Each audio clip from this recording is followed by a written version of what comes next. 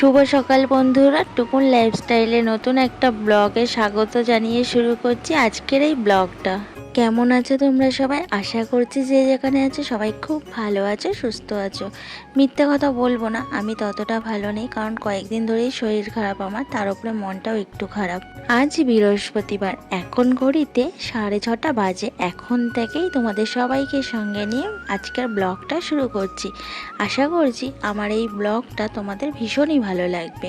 আজকে দুষ্টটাকে ডাকাডাকি করে তুলতে হয়নি, দুষ্টটা আজকে নিজে থেকেই উঠে গেছে। আমি উপরে চলে এসেছি, তারপর দেখি দুষ্টটাও উপরে এসছে।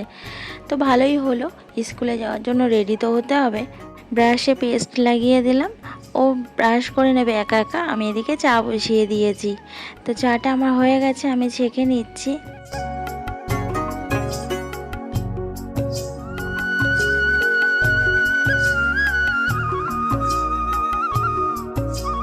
আর বলো না, দুষ্টটাকে স্কুলে যাওয়ার জন্য রেডি করিয়ে দিয়েছি। স্কুলে বেড়ানোর সময় গুড়ি গুড়ি বৃষ্টি শুরু হয়ে গেছে, তার জন্য আর যাওয়া হলো না দুষ্টটার স্কুলে।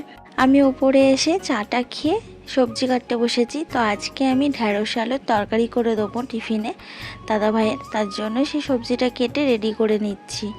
আর এমনিতেও অনেকটাই দেরি হয়ে গেছে। আর এই ভেন্ডি আলুর তরকারি আর রুটি কিন্তু বেশ লাগে সকালবেলায় খেতে, জলখাবারে। আমার তো ভীষণ ভালো লাগে, তোমাদের কার কার ভালো লাগে অবশ্যই জানিও। আর এদিকে দেখো একটা ডিম সেদ্ধ দিয়েছি বড় মশাইয়ের জন্য। তোমাদের দাদা ভাইয়ের টিফিনে ডিম না দিলে হবে না, একটা ডিম সিদ্ধ না একটা ডিম ভাজা দিতেই হবে। তো টিফিনটা আমার কমপ্লিট হয়ে গেছে, যে রুটি তরকারি আর ডিম সিদ্ধ দিয়ে আমি টিফিন বক্সটা প্যাক করে দিচ্ছি। দাদা ভাই তো বেরিয়ে গেল, আর আমি চলে এলাম নিজের ঘরে বাসি কাজগুলো সারতে। তো প্রতিদিনের রুটিন এটা আমার, সকালবেলা টিফিন রেডি করব, তারপর দাদাভাই বেরিয়ে যাবেন টিফিন নিয়ে, আমি চলে আসব সংসারের সব বাসি কাজ সারতে। তো প্রথমে নিচ থেকেই শুরু করি। তো নিচের বিছানাটা গুছিয়ে নিচ্ছি, আর কিছু জামাকাপড় ভাঁজ করার ছিল সেগুলো ভাঁজ করে রেখে দিলাম। তো বিছানাটা ঝেড়ে গুছিয়ে তারপরে ঘর বারান্দা ঝাড় দেবো।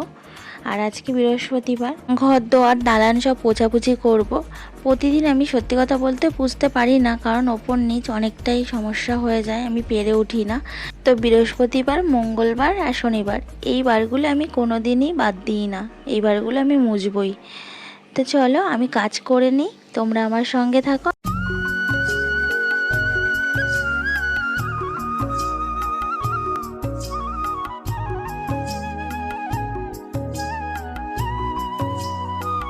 তো বৃষ্টির জন্য তো আর দুষ্টটা স্কুলে যাওয়া হলো না। ওর জামা প্যান্ট এগুলো আমি ভাঁজ করে রেখে দিলাম, দিয়ে ঘর বারান্দা সব ভালো করে ঝাড় দিয়ে নিচ্ছি। সিঁড়ি এগুলোও ঝাড় দিতে হয় আমার। তারপরে অনেক জামা কাপড় ছেড়ে রেখেছিলো তোমাদের দাদা ভাই, আর দুষ্টটার কিছু জামা কাপড় ছিল, সেগুলো সার্ফ জলে ভিজিয়ে রাখলাম। স্নান করব যখন তখন থুপে কেচে নেব।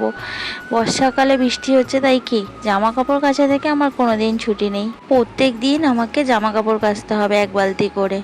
দুষ্টটার জামা কাপড় হয়, তারপরে তোমাদের দাদা ভাইয়ের হয়, সেগুলোই সব রোজ কেচে দিই। তারপরে চলে এলাম ঘর পুছতে। তো নিচের ঘরটা পুছে তারপরে উপরে যাব। এখনও কিন্তু উপরে কোনো কাজই আমার হয়নি, নিচের কাজ সব কমপ্লিট করে তারপর উপরে যাব, উপরে কাজ কমপ্লিট করব। তো নিচের ঘর বারান্দা সিঁড়ি এগুলো একেবারে পুছে তারপরে উপরে যাব। তো চলো আমি কাজটা ঝটপট করে নিই।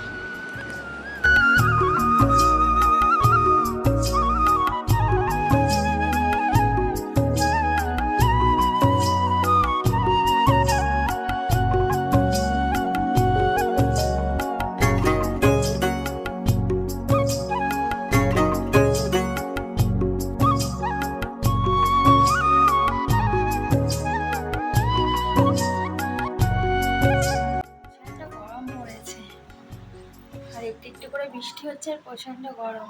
আর এই দেখো আমার অবস্থা, দেখেছো কি অবস্থা হয়েছে, তেল ছিটকে আমার সারা,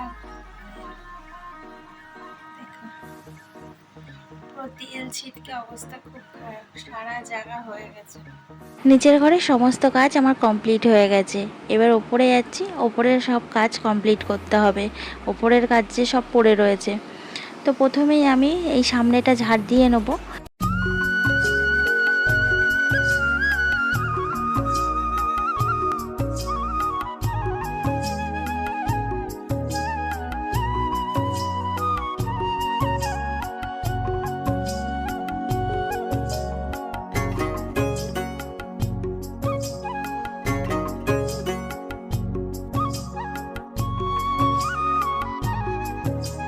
এই ওপরে ঘরটায় কিন্তু শোয়া হয় না রাত্রে।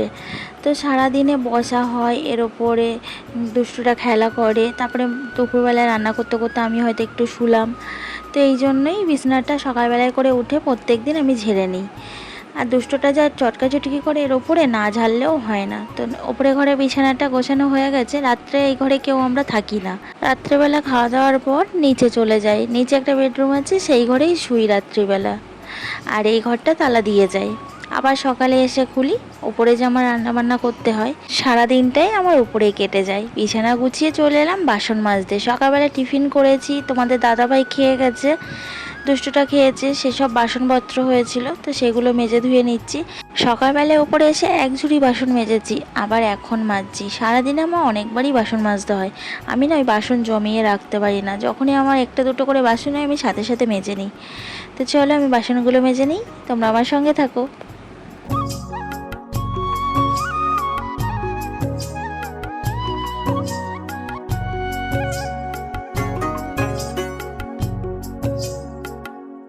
সুন্দর করে বাসনগুলো ধুয়ে মেজে নিয়েছি। আর চলো তোমাদেরকে একটা জিনিস দেখাই। এই দেখো হাঁড়িটার কানাটা ফেটে কি অবস্থা হয়েছে। আর এই কানাটা দিয়েই গরম ফ্যান উঠলে পরে আর শুধু হাত পুড়ে যায়। এটা হাঁড়ি আর কেনা হচ্ছে না আমার, জানো তো বন্ধুরা। কি বলবো, দুঃখের কথা। আমাদের জীবনটাই এমন যে চাইলেই যে সব কিছু সাথে সাথে পেয়ে যাবো তা তো না। একটা জিনিস করতে গেলে, বানাতে গেলে, কিনতে গেলে অনেক ধৈর্য ধরতে হয়। তারপর ওপরের ঘরটা পুছে নিলাম, নিয়ে স্নান করে জামাকাপড় কেচে চলে এলাম রান্নাঘরে। তো রান্না বান্না করতে হবে দুপুরে আজকে রান্না করব ডিম আলু পটলের তরকারি।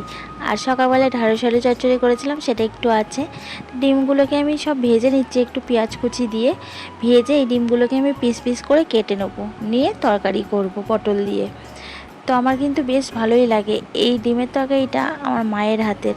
আমার মা এত সুন্দর বানায়, খেতে এত ভালো লাগে, তাই আমিও মায়ের দেখা দেখি করি। আর আমার মেয়েও খুব ভালোবাসে এই ডিমের তরকারিটা খেতে। গোটা গোটা ডিমের তরকারির চাইতে এই তরকারিটা খেতে কিন্তু বেশি টেস্টি লাগে।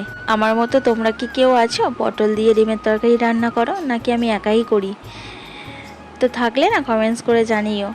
আর বলো না, বাইরে বৃষ্টি হচ্ছে, জামা কাপড়গুলো কেচে মেলতে পারিনি, বালতি ভরে রেখে দিয়েছি। দেখি যদি বৃষ্টি থেমে রোদ্দুর চদ্দুর বেরাবে বলে তো মনে হয় না। তো সব রকম মশলা দিয়ে তরকারিটা কষিয়ে আমি এখন রান্না করে নিই, তোমরা আমার সঙ্গে থাকো।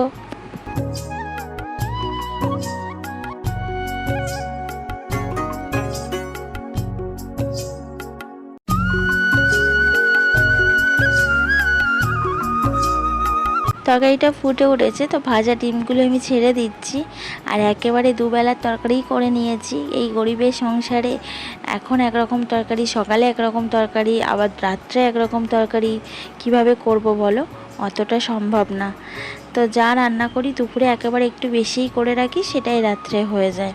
অভাবের সংসারে একটু তো হিসাব করে চালাতে হবে, তাই না? না হলে চলবো কী করে সংসারটা?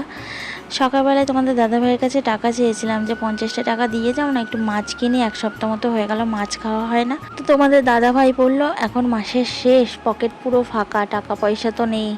আর এই দেখো রোদ্দুর উঠেছে বলে জামা কাপড়গুলো আবার মেলে দিলাম। তো কেমন বৃষ্টি কে জানে, কখনো বৃষ্টি কখনো রোদ, দেখো রাস্তাগুলো এখনও ভিজে। তো ভালোই হলো, জামা কাপড়গুলো একটু আধ শুকনো মতো হয়ে গেলেই আমার তাতেই চলে যাবে। তারপরে দুপুরে রান্নাবান্না সেরে এই যে ভাত বাড়ছি। দুষ্টুটার বলে খিদে পেয়ে গেছে খুব জোরে, আর এমনিতেও 2:30 বাজে, খিদে তো পাওয়ারই কথা। তো ভাত বেড়ে নিচ্ছি, মেয়ে ছেলে আমার একসাথেই তিনজনে খেয়ে নেবো। আর এই যে ডিম আলু তরকারি দিয়েই ওকে দিচ্ছি, ও আবার পটল খাবে না, তারপরে ঢ্যাঁড়স খায় না, কোনো সবজিই খায় না আমার ছেলে। তো ওকে ডিম আলু আর ঝোল দিয়ে মেখে দিলে ওতেই ও খুশি। খাওয়া দাওয়া সেরে নিচের ঘরে এসে আমি একটু শুয়ে শুয়ে টিভি দেখছি। আর এই দেখো দুষ্টুটা এদিকে কি করছে, দিদির ব্যাগ থেকে লিপস্টিক বার করে ঠোঁটে মুখে মাখামাখি করছে। আমি বলছি এটা কি করছিস? বলছে আমি মেয়ে সাজবো। মনে হয় ও মেয়ে হতে হতে ছেলে হয়ে গেছে, এত সাজা গোজার শখ ওর। চলো বন্ধুরা, ভিডিওটা আজকের মতো এখানেই শেষ করছি। ভালো লাগলে লাইক করো, কমেন্টস করে জানিও কেমন লাগলো। চ্যানেলটা সাবস্ক্রাইব করতে কিছুতেই ভুলো না। সবাই ভালো থেকো, টাটা।